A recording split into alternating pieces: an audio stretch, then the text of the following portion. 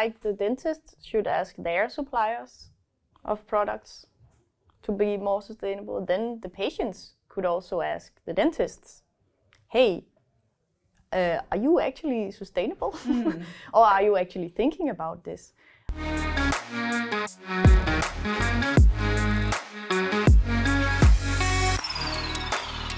Hello and welcome to the Sustainable Healthcare Podcast. Today we're going to continue the conversation we had with Nina and Susanne about sustainable dentistry. So Susanne and Nina are working on a project about sustainable dentistry that is a project to green dentistry at large and also look into social sustainability. And Nina is an engineer with design and sustainability as a main area of focus, and Susanne is a dentist with her own private clinic. So please listen in to the second part of our conversation. I'll also recommend to you to listen to the first part in the case you haven't already heard it.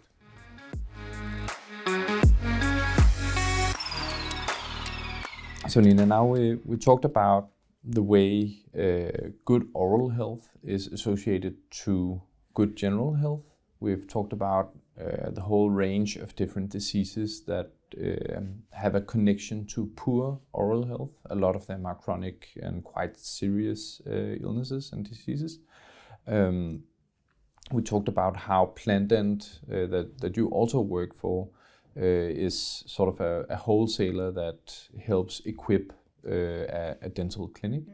But also about the project on sustainable dentistry, where I'm really curious to hear, just from your top of mind, if you could only choose the three biggest culprits in the average dental clinic. What are the main sort of bad guys in the room when we're looking from a sustainability perspective?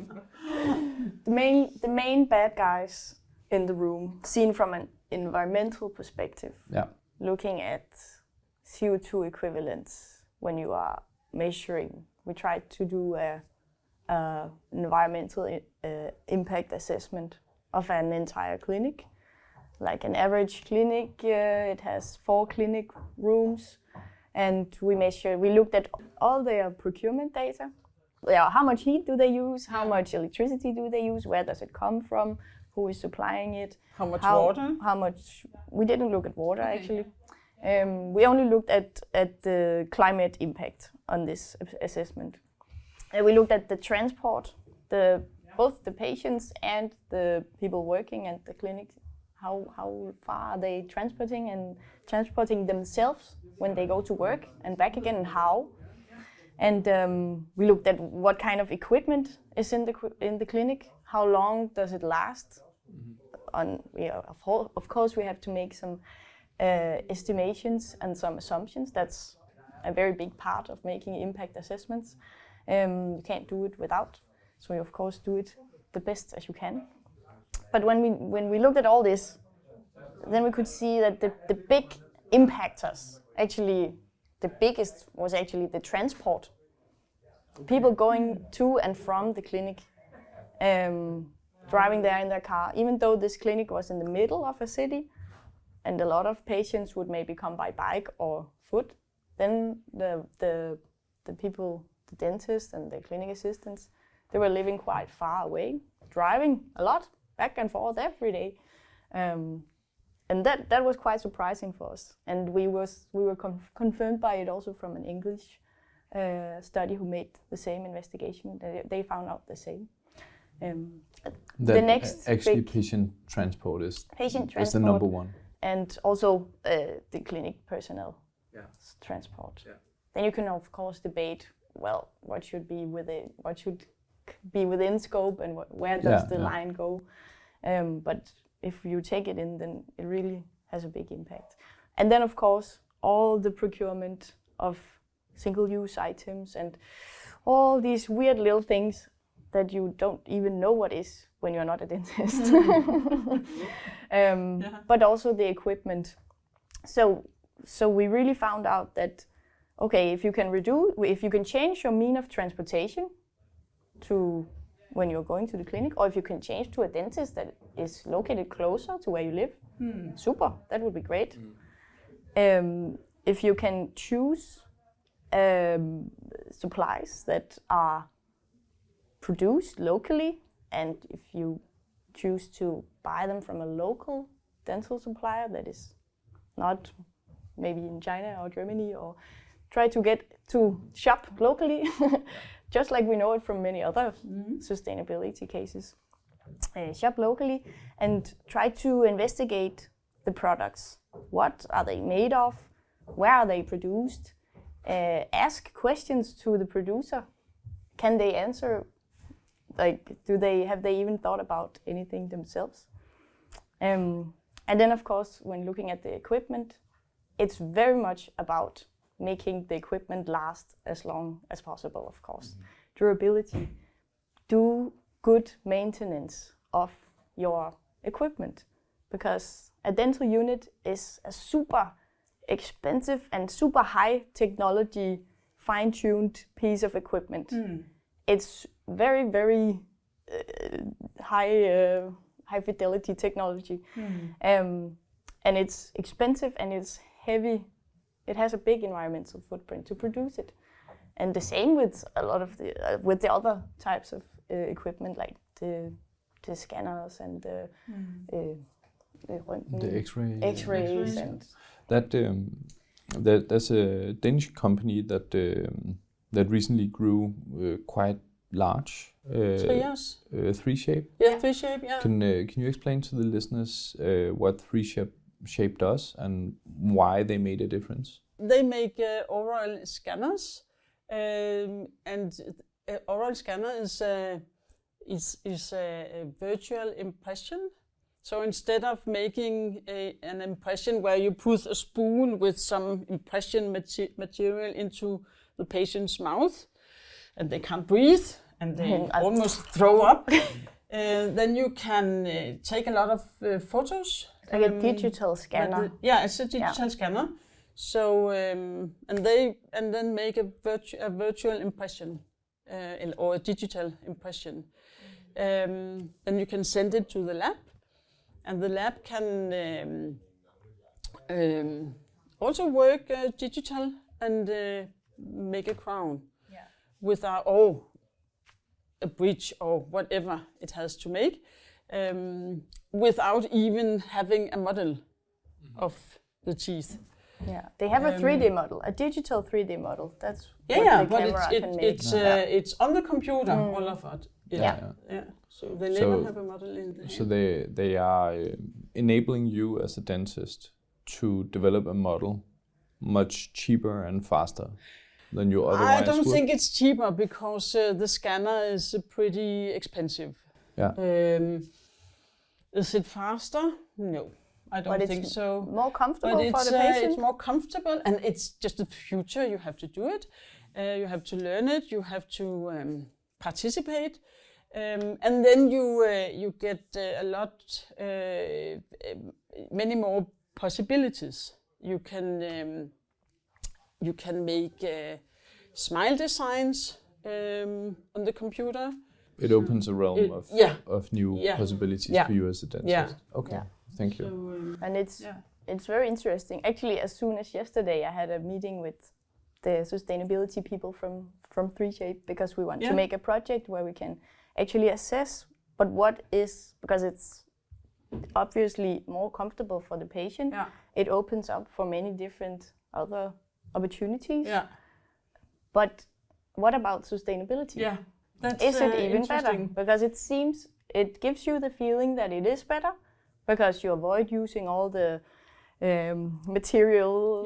But there's a lot of material in the scanner. Aftryksmateriale and impression material. And you have to send a physical package or deliver it to the technician who can make the one way. And then you also need to get the bag again. And so we are in the middle of hoping to find out what is actually the environmental impact. Because one thing is that you have to develop this heavy-duty technology and software behind that also has an environmental impact.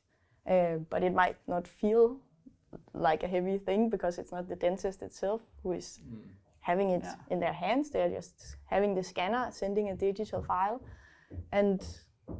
But then again, it's also about, are you sending this digital file to a lab in China? In China or in Denmark. Or are you sending it to a lab in Denmark? Or do you have a 3D printer yourself at your clinic where you can actually print it so yourself? you could print it on site. Or could you, so there are so many different ways to use this scanner, and the different ways will also have different environmental impacts. Yeah, and we do not know what the LCA is or the total cost of ownership. No, but we are but working on it. Yeah. That's really, really interesting. The biggest culprits in the room in environmental sustainability-wise will be, number one, patient and staff transport to and from the clinic. Number two... Seen from a climate perspective. Looking only at CO2 equivalent. Yeah. Not looking at... no social sustainity here. Yeah, and also not the other impact categories from environmental. Like, for example, it's not looking at eutrophication of the sea or water, or particulate, or like particle... what's it called? Partikelforurening? Particle pollution or water pollution. And when you do a life cycle assessment, this environmental impact assessment, you look at 17 different impact categories. And the climate one is just one of them.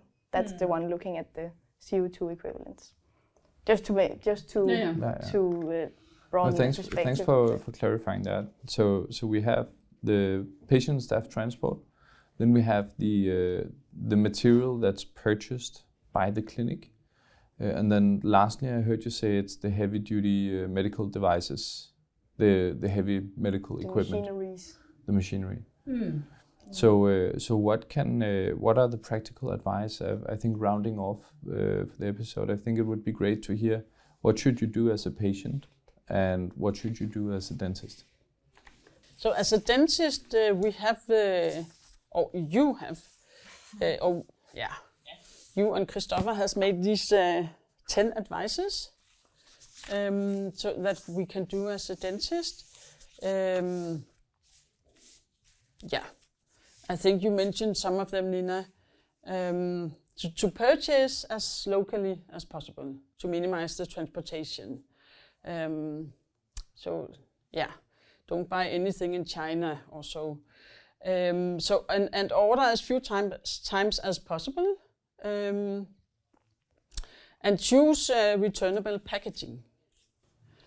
So, for example, when you order from, for example, when you order from Planted, that's the example we have. If you gather your order to enough, a big enough amount of products, then the people who are packing the packages, they can collect it all and put it in a big plastic box that is yellow, and it will go to the dentist, and then the post office will take it back again. So we will actually use reusable packaging. And currently we're also working on a project to be able to make reusable packaging for the smaller packages, because sometimes you forget to order something, or you need to just order a small package, but then you will often get it in a cardboard box, which you will then put for incineration afterwards. But hopefully now we're working on making reusable packaging also for the smaller packages. So the advice is to gather the order. Then you can separate your waste. And we are about to find out if we could be allowed to separate the waste that has been in the clinic room. So, and we actually don't know yet. As it is now, we are not allowed to do it. We just have to throw everything out. It's hazardous waste, or at least it's very unclear what. Of course, all countries have different rules for hygiene and what is contaminated and what is not contaminated, and when is it contaminated enough to not be able to be recycled. But and the Danish rules are not very clear on it. No. So, but what we do for the time is that we throw everything out. That's the most normal thing to do, at least. It is. So, but maybe we could separate some of it and reuse it, recycle it. Improve the recycling rate. Yeah. And then you can Number 4. change your lighting to LED, of course. And then you can buy eco-labeled products. And make sure that it's the actual EU eco-label, that it's the Svanemærket and the what's that called? The EU flower. And because there's a lot of products that is like eco, bio, great, organic. But they're not certified. That's not necessarily good enough. Then you can try to motivate your staff, talk with your patients about sustainability.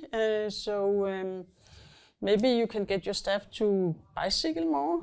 And you can also try to motivate them to eat less meat, and so on. That's rather important. And also just talk to them about, or make sure that they know what sustainability is. So take on the awareness role. Because if you need to do a change, of course you want to know the meaning behind. It's not very motivating to do something. Now you have to do all these habits that you need to change them because I say so. No, we need to understand why. And then, as Nina said, you can try to impact your suppliers to focus more on it, and you can ask for more sustainable products. It's very difficult because they are not yet developed. But you could try to push it a little bit so that it happens. Just requesting it not today. You cannot do and that pushing today. the demand. Save the energy, turn down the heat. You say 1 degree helps a lot. Turn off the light, all the usual advices that you have for back home.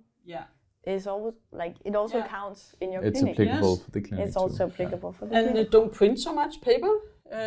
You can save it on the computer. It has a lot to do with habits, that you don't just print anything out. And also make sure to clean up in your email in Bakke. Your inbox. Your inbox, because even though it's digital, it still has an impact because it's lying on a server somewhere. So if you have a lot of shit on your computer that you're not using, then clean it up. Getting rid of the data. What should the patients do from an environmental perspective? I don't know. They should take good care of their teeth. They should brush them. They should use floss. Yes. And they should take the bike when they go to the. They should come. Yes, use the bicycle. Or walk. Take the train. Yeah, it's hard. It's difficult to have an impact on that, but they should choose a dentist where they live. Use the bicycle or the train. They can also, like the dentist, should ask their suppliers of products to be more sustainable. Then the patients could also ask the dentists, "Hey, are you actually sustainable? Or are you actually thinking about this? Or is it something that maybe you've gone to the same dentist your entire life, you have never thought about any changing it, you like it, maybe you like the person, it feels safe, but you've never really thought about what is my dentist doing to be sustainable? Are they actually doing anything?" I think the patient I never should had ask. the question. No, never. Exactly. That's why the patient should start asking you that question. And as a dentist, how many patients does the average dentist have?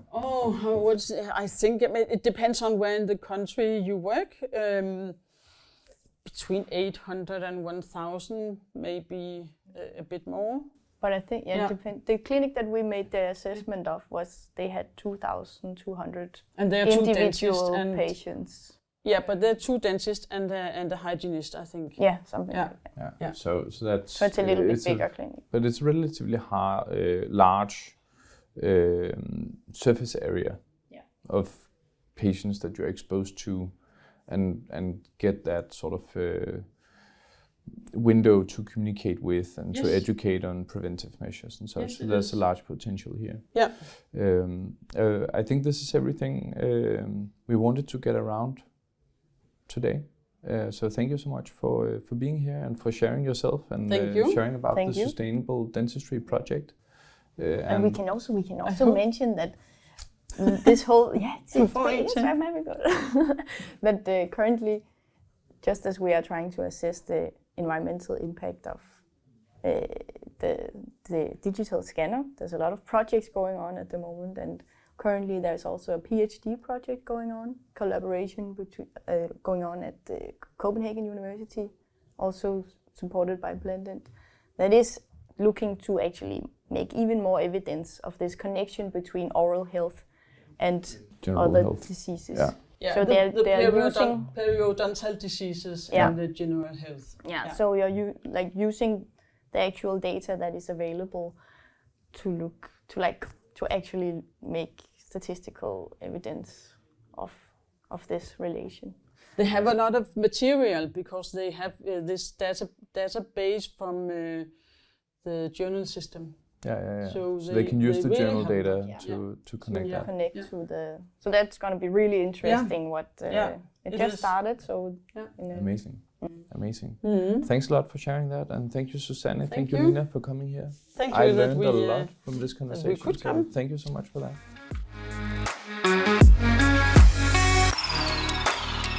Hello, this is all from this episode on green dentistry and the Sustainable Healthcare podcast. Thank you so much for listening in.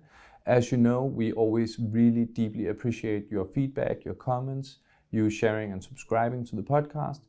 If you tell us what you think about it, then we actually have a chance to do it better or to improve or to give you more of what you really appreciated from these episodes. So please keep the feedback coming. We really appreciate it when you do write in to us. Also, when suggesting themes or guests, it was actually someone suggesting us to touch upon green dentistry that made us do these episodes. So please keep the topics and the guest suggestions coming. Thank you so much for listening.